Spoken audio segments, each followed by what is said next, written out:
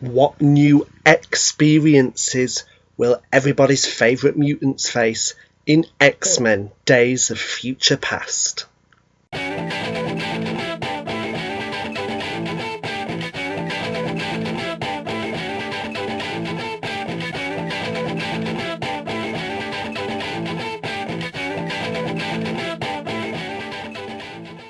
Hi everyone, it's me, Ben Almaden, and welcome to Entertainment Zone. I'm here today for my review of X-Men Days of Future Past. I was at Comic-Con last year, San Diego Comic-Con, when the entire cast of this movie came out on stage. They debuted the trailer for the first time and in 3D as well. And I was simply blown away. I mean, I was excited anyway when they announced the film, knowing what the possibilities probably were going to be, having read the comic book and that specific storyline.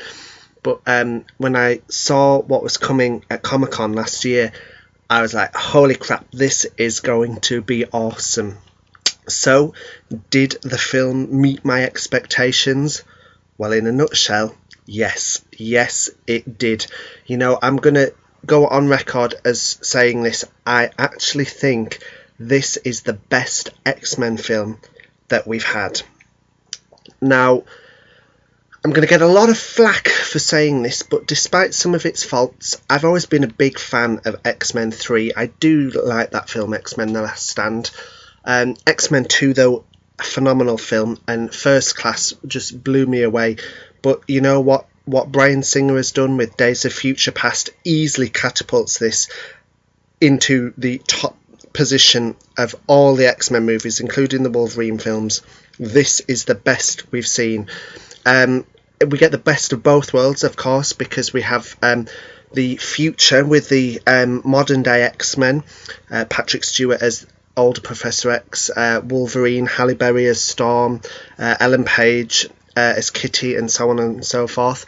And then we go back to the 70s, where we have, of course, James McAvoy as younger Professor X, Michael Fassbender as the younger Magneto, Jennifer Lawrence as the younger Mystique, Nicholas Hoult as the younger Beast, and then, of course, Wolverine being sent back in time to try and change the past causes, you know, this merger of the teams, if you will. You know, only Wolverine travels back in time, but it's good to see him interact with the younger selves of the people that he knows. The cast are phenomenal, and I've got to give a shout out to Omar Sy as Bishop, did a great job, and the other New Mutants that brought into it, like Warpath, Blink, they were cool, and Peter Dinklage from Game of Thrones as Bolivar Trask was phenomenal casting. And then we've got the Sentinels themselves. We finally get them realised to their full potential in this movie, and they've been worth the wait. They really don't disappoint. Now, I've also got to give a special mention to Jennifer Lawrence as Mystique. She really was the standout character of the movie. A lot of the movie's plots revolved around her and the decisions the character would make, and Rebecca Romijn was excellent as the adult Mystique, but as this younger Mystique, Jennifer Lawrence is equally as great, and you can really see how the character ultimately becomes the Rebecca Romijn version. But Lawrence is a real credit to this franchise, and I hope we do see more of her in future X-Men sequels. And I've got to give a massive shout out to Evan Peters as Quicksilver, because he also really stole the show. There's one sequence in particular that I think fans will just love. I'm not going to spoil it, but he is excellent, and they don't touch on his parenthood, if you know who that is from the comic books, but he does give a little teaser that alludes to that being the case, and we do see him with a little sister that presumably is Wanda, or maybe even Polaris, we don't know. But yeah, there are little Easter eggs about his family in there, but they never confirm it. But he was excellent. Evan Peters as Quicksilver really stole the show. They got the character to a T. Kind of reminded me of the X-Men Evolution version of him, but he did a great job. And you know what? When the publicity pictures came out, I thought, God, that costume looks terrible. But actually, it really worked. And Quicksilver is again another character who I really hope we see back in the X-Men universe, because I think there's so much more potential to go even further with the character, and it's going to be interesting now to see how Aaron Taylor-Johnson's version compares in Avengers Age of Ultron. But at the core of this is a really humane storyline and a very much character-driven drama, and you know, the relationship between Professor X and Magneto, and then the two of them and their relationship with Mystique, really is the central plot that moves the story forward, you know, and it really it was a really engaging plot, and of course, you know, in the future, the modern Team X-Men are being wiped out by Sentinels, and so Wolverine's been sent to the past to stop an event that causes the creation of the Sentinels, as this is the only chance for both humans and mutants alike. So that storyline is excellent too, but as is the character-driven moments in the film.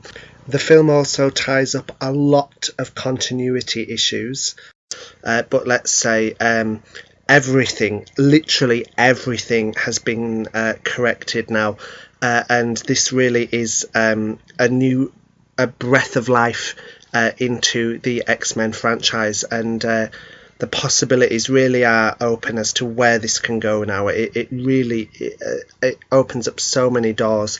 The film also has a post-credit scene which is definitely worth staying around for, especially if you're a big X-Men fan and you've read many of the comic books. It's a post-credit scene that you're not going to want to miss. Also, quickly, look out for some great cameos at the end, and there was one in particular that really shocked me that I wasn't expecting, but I thought, oh, how cool it was to see that person back. But yes, top-notch acting from all the cast: McKellen, McAvoy, Fassbender, Stewart, Jackman, Dinklage. The acting's top-notch. Visual effects, excellent. Bryan Singer, I think he's a great director anyway.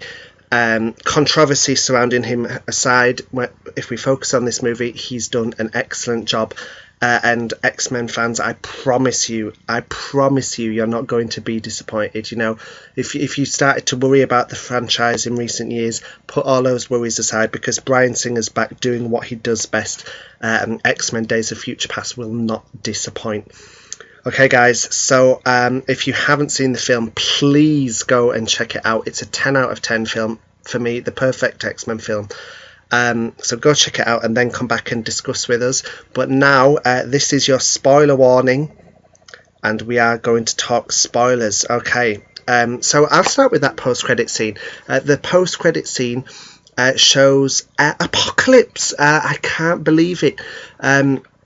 We get a teaser of Apocalypse moving the pyramids around and creating pyramids. It's amazing. We already knew X-Men Apocalypse was going to be the next movie, but to actually have this as a post-credit scene was just, I was not expecting that at all. It was phenomenal. And then there's the continuity spoilers we can talk about now. So Wolverine travels to the past and tries to prevent Mystique assassinating Bolivar Trask, which the team succeed in, but then Magneto ends up threatening him and Richard Nixon, which ultimately causes the Sentinels to be deployed anyway, but luckily it ends up with Mystique saving the president and taking down Magneto. Great character moment for Mystique in here as well. It really, I mean, the whole film is a great piece for Mystique. Definitely a strong character, and Jennifer Lawrence is a real credit to the franchise. So ultimately, mutants are seen as the saviours, and they help mankind, and they're not a threat, which then means Trask is put away and the Sentinels are never created, which means the future never happened, but this also causes much more in the future to change, as when Wolverine gets back to the future, we see Jean Grey alive, we see Cyclops alive, Professor X now they didn't go into detail about why he's alive. You know, we have to accept that he transferred a body into a duplicate body. That's the reason we got given in X3. We have to stay with that. But anyway, it doesn't matter because the original Professor X is back now, along with, as I said, Cyclops and Jean, Rogue at the X Institute, presumably with her powers. So the future's literally changed. It's wiped out the events of X3 completely. And we also don't know whether, because of the way the film ended, whether Logan ever even went through the Weapon X program or anything like that. So I think it's safe to say it's wiped out the Origins movie as well, and possibly a lot of the plot of X-Men 2, or at least the Wolverine plot of it. It's all gone now. It's a fresh reboot for the franchise. So we can carry on with the 70s team now, which I think is going to be the Apocalypse storyline. But if we want to come back to the future now, we've got Scott and Jean alive. Kelsey Grammer as Beast. That was the cameo I was mentioning earlier. Great cameo there.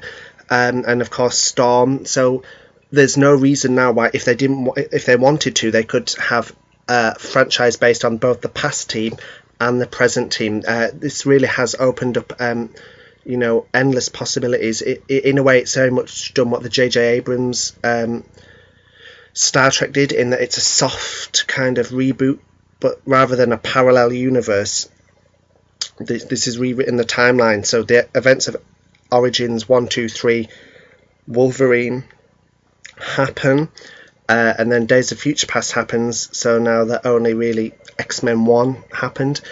So as I say, there's so many directions the franchise could go in. I don't know whether fans will be pissed off by this, but for me, I think it was a necessity, and I think a lot of fans more so will be pleased. It also allows us to say, maybe relook at how they're going to do the Phoenix Saga. Maybe there's all sorts of possibilities. Other things I've got to mention quickly. Very shocked that they announced Emma Frost, Azazel, and Banshee as dead. That was a huge surprise for me, but and so I would have liked to see more of January Jones as Emma Frost in the future, but sadly that's not meant to be. Okay, so please leave a comment below telling me what you thought of X-Men Days of Future Past. I really want to engage with the fans on this and hear everybody's views, but for me, as I say, it's the perfect X-Men film, 10 out of 10. Met my expectations and even surpassed them further. Great film. And remember, guys, for the latest movie news and reviews, please be sure to subscribe, and take care, and I'll speak to you soon.